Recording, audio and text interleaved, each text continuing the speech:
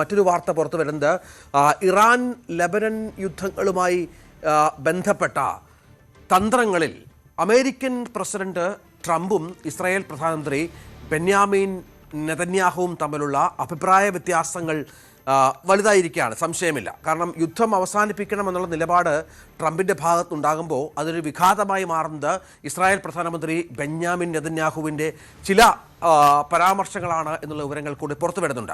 അത്തരം ചില ഞെട്ടിപ്പിക്കുന്ന വിവരങ്ങൾ കൂടി ഇപ്പോൾ പുറത്തേക്ക് വരുന്നു. ഉന്നത US ഉദ്യോഗസ്ഥരെ ലക്ഷ്യമിട്ട് ഇസ്രായേൽ ചാരപ്രവർത്തനവും നിരീക്ഷണവും മറ്റും ശക്തമാക്കിയേക്കാം എന്ന ആശങ്കയാണ് ഇപ്പോൾ പെൻറ്റഗൺ ഉയർത്തിയിട്ടുള്ള റിപ്പോർട്ടുകൾ പുറത്തു വരുന്നത്. അതായത് അമേരിക്കയിൽ നിന്ന് ഇസ്രായേൽ എത്തുന്ന പല ഉദ്യോഗസ്ഥരുടെയും രഹസ്യങ്ങൾ മൊസാദ് ഇസ്രായേലിൻ്റെ രഹസ്യാന്വേഷണ വിഭാഗം ചോർത്തുന്നു എന്നുള്ളതാണ് ഇപ്പോൾ ഈ അമേരിക്ക സംശയിക്കുന്നത്. പെൻറ്റഗൺ അത്തരം ചില സംശയങ്ങൾ മുന്നോട്ട് വെക്കുന്നുണ്ട്.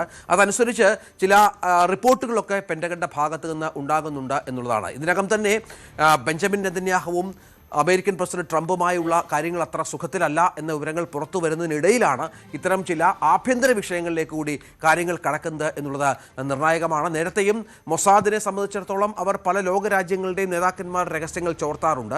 അതനുസരിച്ചുള്ള മുൻകരുതലുകൾ ഇപ്പോൾ അമേരിക്കയുടെ ഭാഗത്തുനിന്നുണ്ടാകുന്നു എന്നുള്ള വിവരങ്ങൾ കൂടി പുറത്തു വരുന്നുണ്ട്. അജയ്, ഇതിപ്പോൾ ഒരു പുതിയ റിപ്പോർട്ട് പുറത്തു വരുന്നതാണ്. ചില മാധ്യമങ്ങളൊക്കെ അമേരിക്കൻ മാധ്യമങ്ങൾ പറയുന്നത് 7 പേജുള്ള ഒരു റിപ്പോർട്ട് ഇതുമായി ബന്ധപ്പെട്ട പ്രത്യേക ചാർട്ടും മറ്റും പെൻറ്റഗൺ തയ്യാറാക്കി വെച്ചിരിക്കുകയാണ്. ജാഗ്രത പാലിക്കണം എന്ന US ഉദ്യോഗസ്ഥരോട് ആവശ്യപ്പെട്ടിട്ടുണ്ട് എന്നും മറ്റും പറയുന്നു. എന്തെങ്കിലും സ്ഥിരീകരണമുണ്ടോ ഇത്തരം കാര്യങ്ങൾ? അത്രത്തോളം ഒരു കടന്ന കൈയിലേക്ക് ഇസ്രായേൽ പോകുമോ?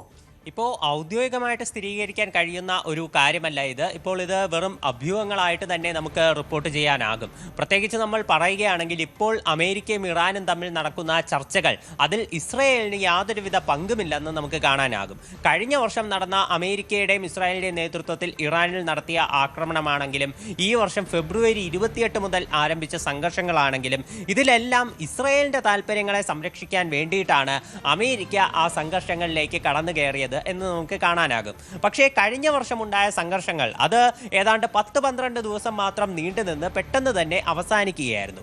പക്ഷേ ഇപ്പോഴാരംഭിച്ചിട്ടുള്ള സംഘർഷങ്ങൾ അത് അമേരിക്കയ്ക്ക് തന്നെ വലിയ തരത്തിൽ പുലുവാലാകുന്ന ഒരു കാഴ്ചയാണ് ഇപ്പോൾ കാണാനാകുന്നത്. പല ലോകരാജ്യങ്ങളിൽ നിന്നുള്ള കടുത്ത സമ്മർദ്ദം അമേരിക്കയ്ക്ക് നേരിടേണ്ടി വരുന്നു. അമേരിക്കയിൽ തന്നെ ഗ്യാസ് പ്രൈസ് ഒക്കെ അനിയന്ത്രിതമായിട്ട് ഉയരുന്നു. അത് ജനങ്ങളെ വലിയ തരത്തിൽ ഒരു പ്രതിസന്ധിയിലാക്കുന്നു. US കോൺഗ്രസിനകത്ത് നിന്ന് തന്നെ ട്രംപിന് വലിയ തിരിച്ചടി ഉണ്ടാകുന്നു. ഇപ്പോൾ നവംബറിൽ മിഡ് ടേം ഇലക്ഷൻസ് നടക്കാൻ പോവുകയാണ്.